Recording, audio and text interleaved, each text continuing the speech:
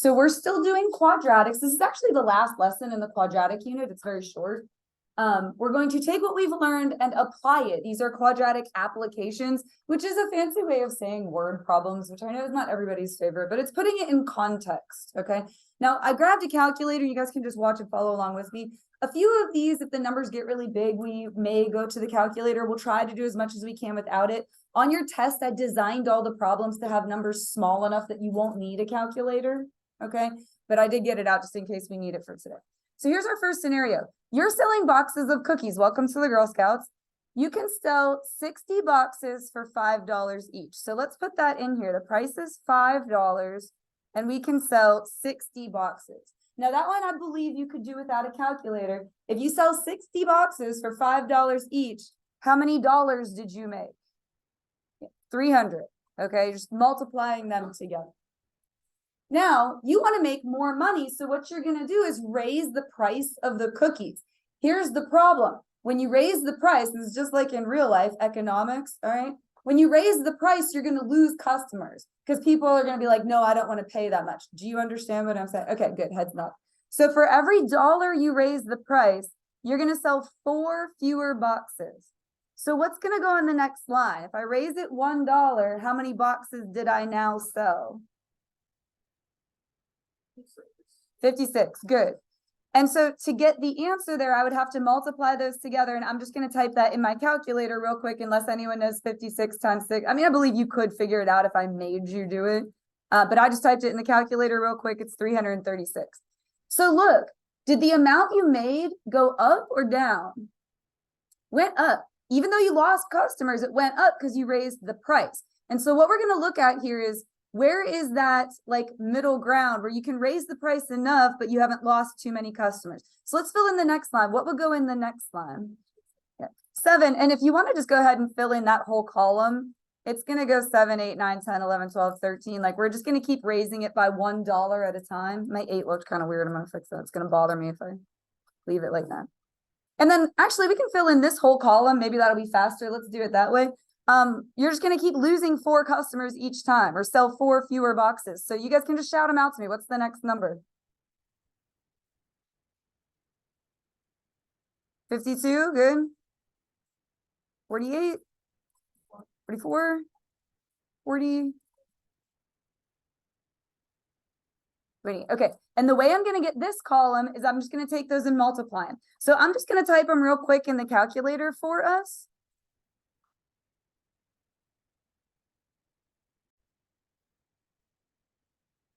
And again, this is something I would not expect you to do in your head. So I'm just typing them in the calculator. But look, do you notice how it's still going up? This one you could do without a calculator. What's that next one going to be? Yeah, 400. I think that's where the turnaround is. Yeah. So this one's going to be 396. And you're going to get symmetry in the graph because it's going to be a parabola. All right. So if that one's 396, the next one's going to be 384.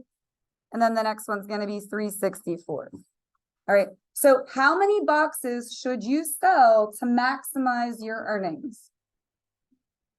Yep, 40 boxes, and you should raise the price to $10. I've had people ask me over the years when I do this problem, why can't you just keep on raising the price? If you raise it to the point where you have 0 customers, it doesn't matter what the price is. You're going to make $0. Do you get what I'm saying? Like you have to raise it to where it's like you'll get customers, but not so much that you'll lose too many people. Because if no one buys your product, you make no money. Okay. So $10 is where we found that. But do you guys get that it's a parabola? That was the point of the whole thing. Goes up, comes back down. So there's a little formula for you to find the vertex, which is the center, and it is -b over 2a. That you do need to memorize, but before you get all upset that I'm telling you to memorize something, and you don't have to write this part down if you don't want to, but do you remember this from last time? What is this?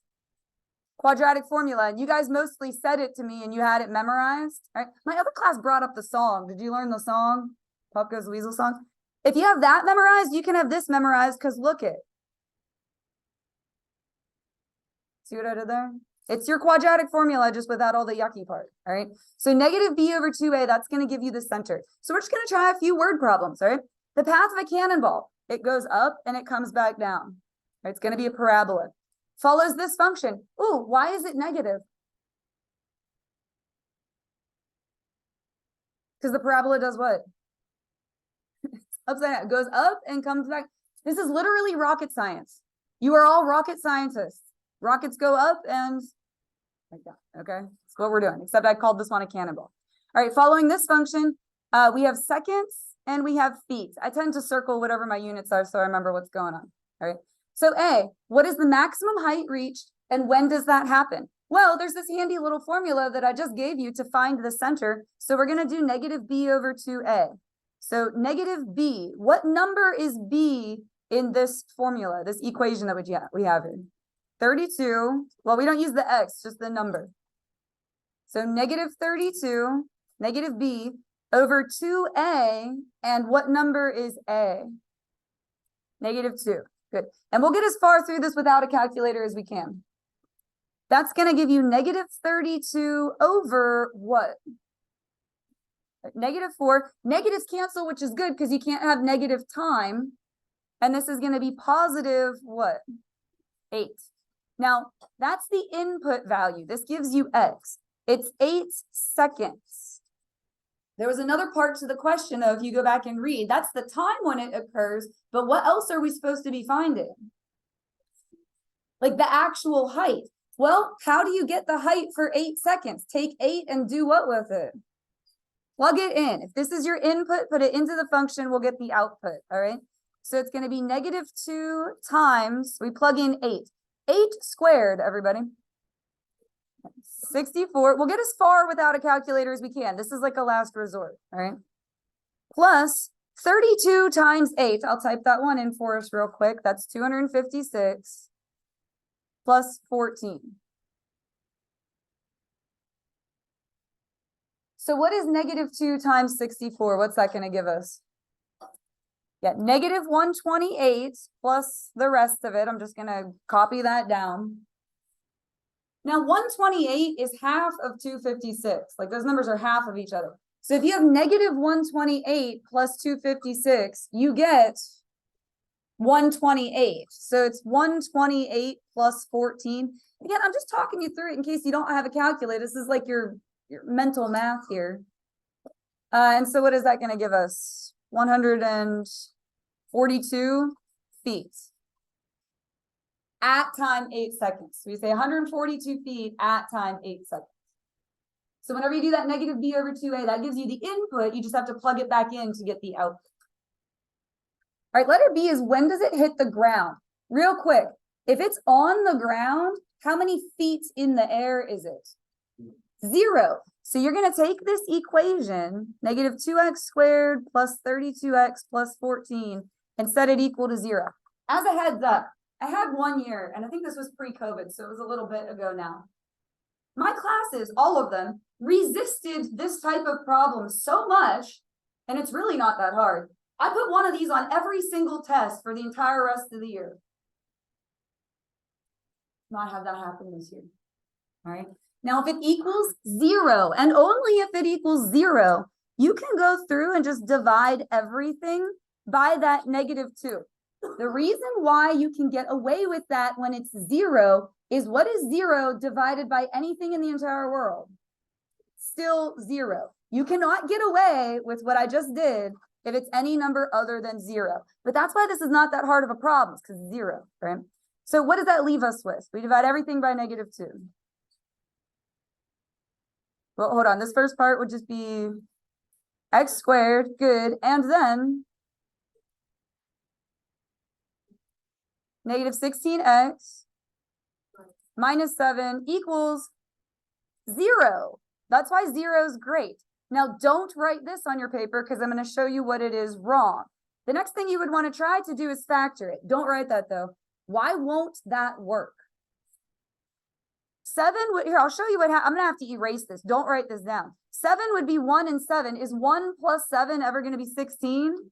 No. Okay. So if factoring won't work, we're going to have to do complete the square. Exactly like you just did on your quiz. Okay. Copy down the first 2 terms, leave a gap, and then move that negative 7 to the other side where it will now be a positive 7. And grab another color. Divide by 2 and square. So 16 divided by 2, 8 squared, 64. So we're going to do plus 64 plus 64.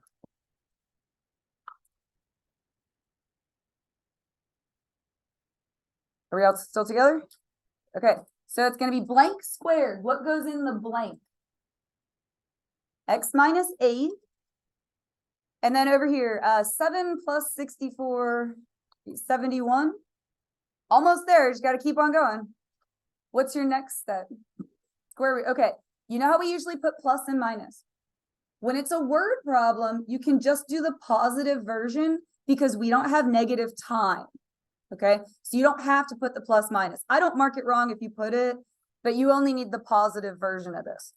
All right, so x minus 8 equals square root of 71. And then your last step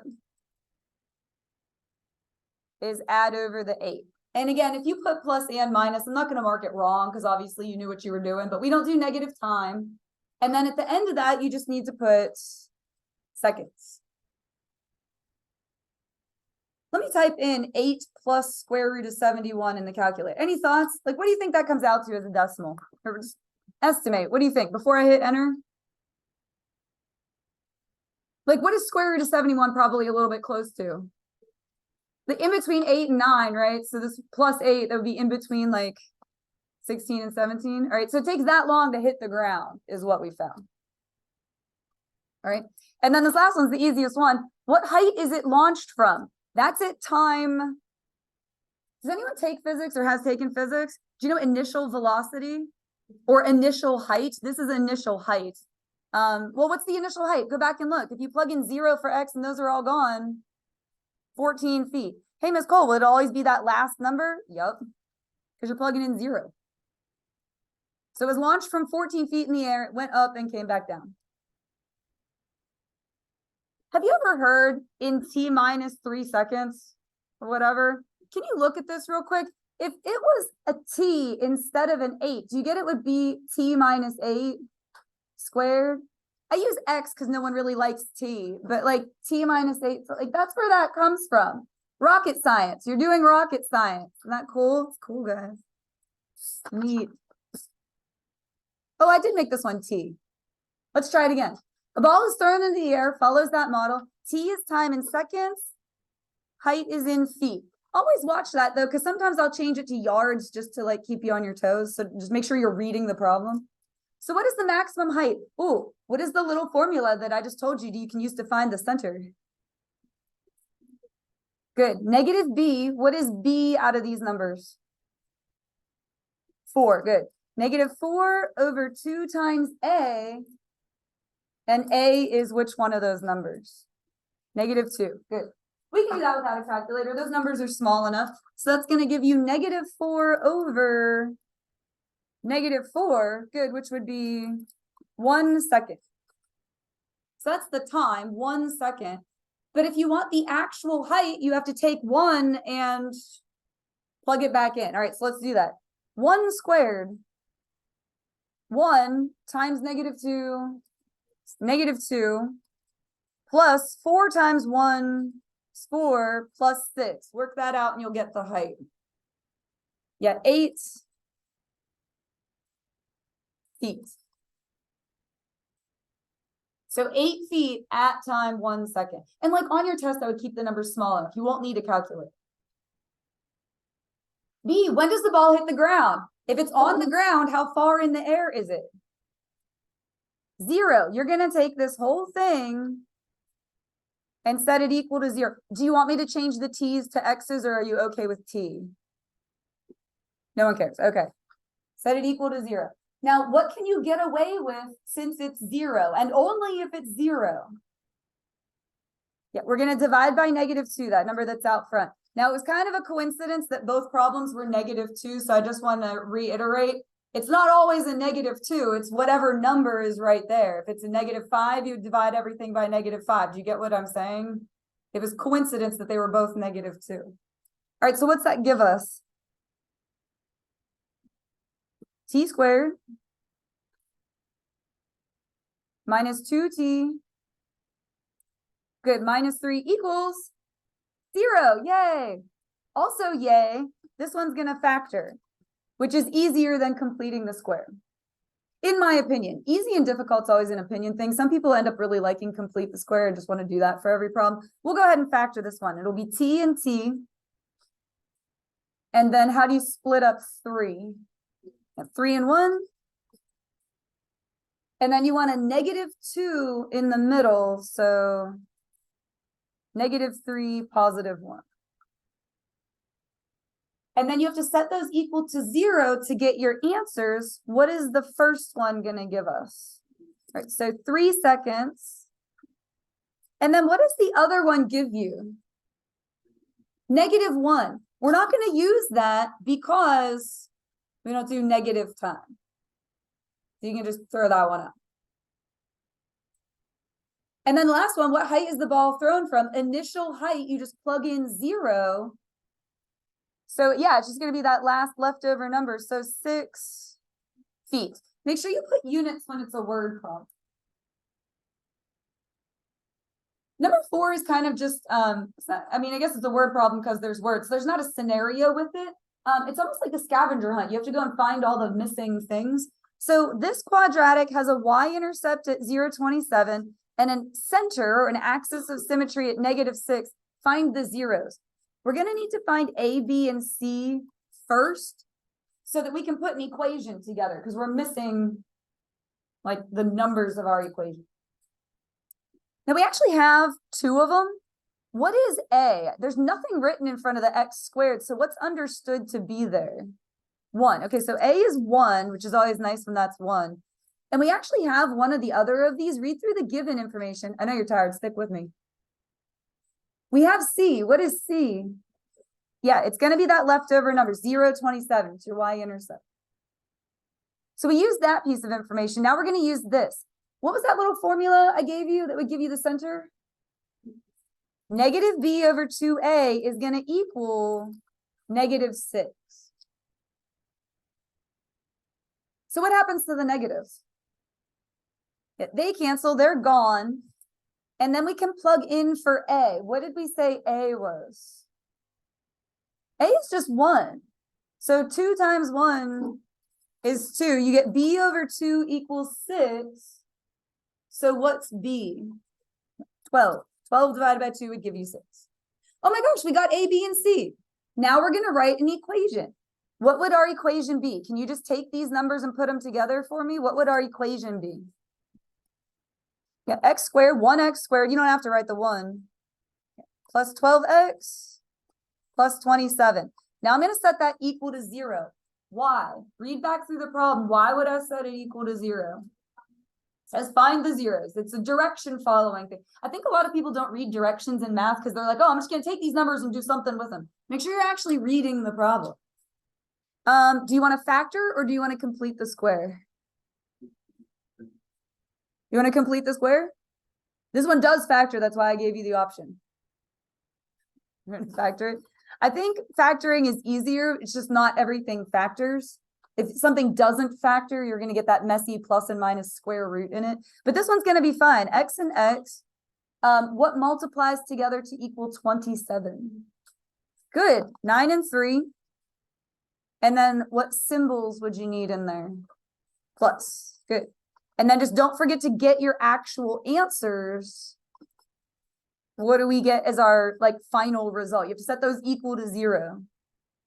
-9, -3. But hey, Miss Cole, can we keep the negative ones? Yeah, because there wasn't like a story. There was no time or feet or anything. It was just, you know, find the answers. So yeah, you can keep the negatives. Last one, we'll draw a picture for this. A rectangular plot is going to be fenced. Do you have an imagination? Imagine a rectangle. Are you imagining it? On a farm. You're all farmers now, okay? Imagine a rectangular plot for your cows and chickens, right? Gonna be fenced in. Now you're gonna use the barn as one side of it. Why would that be a good idea? Yeah, like less fence, right? So less money, okay? So go ahead and draw yourself a barn. Here's the barn. And I'll make my fence pink, even though you're not really gonna be able to see it, but we only need 3 sides of the fence because the barn is gonna be the 4th side. Now you have to label the sides of your fence. I usually go with X and Y, just because that's typically easiest. You can use whatever letters of the alphabet you want, but are we all together so far? So it's gonna look like X and Y. Cool, thank you for heads nodding. How much fencing do we have available? 300. Could you write me a statement using X's and Y's to equal 300 for the amount of fence that you all passed geometry, so what would that be? X, good, plus 2y, because you have 2 of those, good, equals 300. You add the 3, what do we call that when you add up the sides of something? Perimeter. It's just we didn't have a 4th side because it was the barn. Okay. Now it says find the largest possible area. Area is not adding up the sides. How do you get the area, like the inside part of a rectangle? Again, you all passed geometry. Yeah. Length times width. So our area would be X times Y. I feel like area of a rectangle, you just know from being alive for 16 years. And it's like length times width. Now you have to substitute out one of these. This is going to be a little bit of algebra, so hang on. Which variable would it be easiest to get by itself, X or Y? Good, YX. You all have common sense. Good job. Okay. It's like kind of by itself, right? How would you get the X by itself? Yeah, minus 2Y. Good, let's do that. X equals 300 minus 2Y. And so what you're going to do is take that and substitute it in for X. When I say substitute, what do I mean? Yeah, like in place of, like you're going to remove the X and in its place, you're going to put 300 minus 2Y. So I took out the X, I replaced it with 300 minus 2Y. Do you notice how I gave it all parentheses there? I know you're like, how much is there to this problem? We're almost there.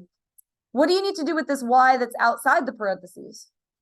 All right, if you distribute that, you're going to get 300Y minus 2Y squared. And now it's a parabola. Goes up, comes back down. How do we get the center? You want that vertex. What's the little formula I gave you? Good. Negative. Now this is a little tricky. Which number is B? Why? Good. You guys have common sense. Why is it the 300? Yeah, if you wrote it around the other way, it would be negative 2Y squared plus 300Y. So B is 300. So negative B over 2A. What number is A? Negative 2. Good. You could write it the other way if you wanted. I just didn't want to make you write anything else because there's already a lot of writing in this one. All right, so that would be negative 300 over negative 4. It'll turn positive, which is good because we don't have negative distances. Can anyone do that, or do you want me to type it in?